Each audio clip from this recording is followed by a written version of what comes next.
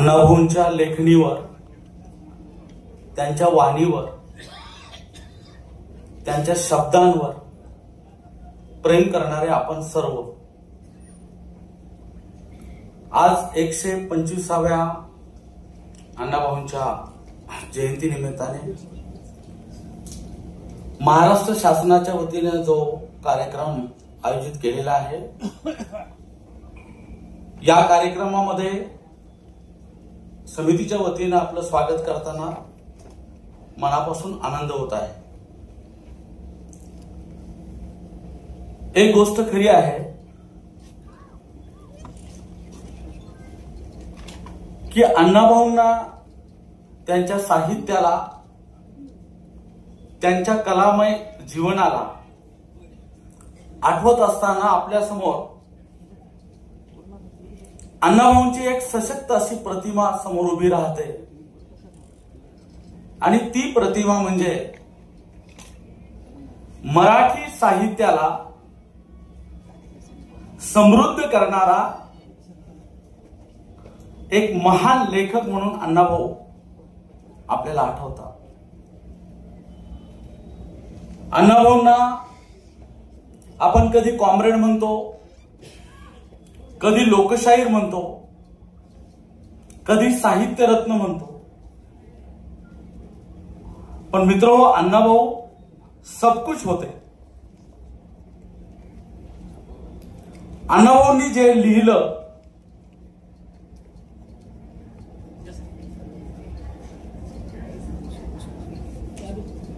अण्णाभाऊंनी जे लिहिलं आणि त्यांच्या ग्रंथसंपदेच्या रूपाने आपल्या पुढ्यात ठेवलं, ते संपूर्ण साहित्य अण्णाभाऊंच्या कादंबऱ्या, अण्णाभाऊंच्या कथा, अण्णाभाऊंचे वगनाट्य,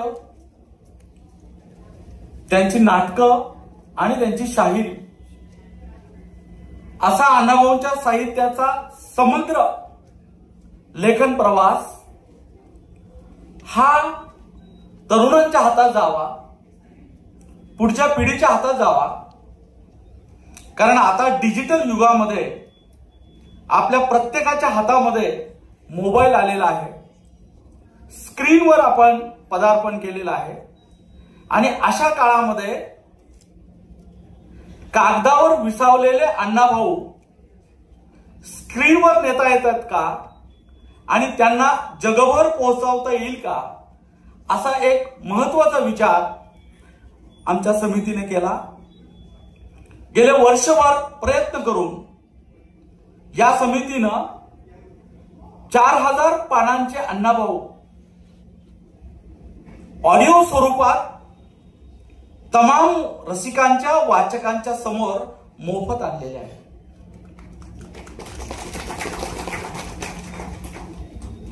जेव्हा हे तरुण मुलं वाचतात आणि त्यांच्या चेहऱ्यावर आम्ही एक आनंद शोधतो, तेव्हा त्याचा आनंद आपल्याला अधिक होतो। याचं कारण असं की महापुरुष तरुणाईच्या मनात कसे पेरायचे, याचा एक आधुनिक आणि अत्याधुनिक असा प्रयत्न आमच्या समितीने केलेला आहे। मला असं वाटतं की अण्णाभाऊ हे एकमेव असे साहित्यिक आहेत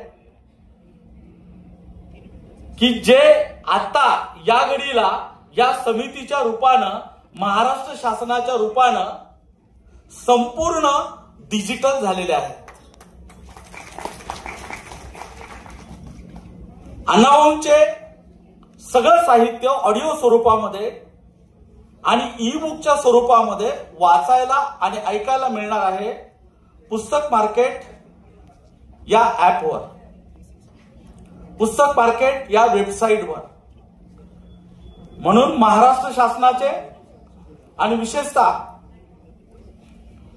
देवळानकर साहेबांचे आम्ही मनापासून आभार मानतो की ज्यांनी यासाठी परवानगी दिली आणि आपण अण्णाभाऊंना आता जगभर पोहोचवूया आणि यासाठी जे जे प्रयत्न करावे लागतील त्या सगळ्या प्रयत्नांना त्यांनी साथ दिली। यासाठी समितीच्या वतीनं या समितीचे अध्यक्ष माननीय मंत्री महोदय चंद्रकांत दादा पाटील,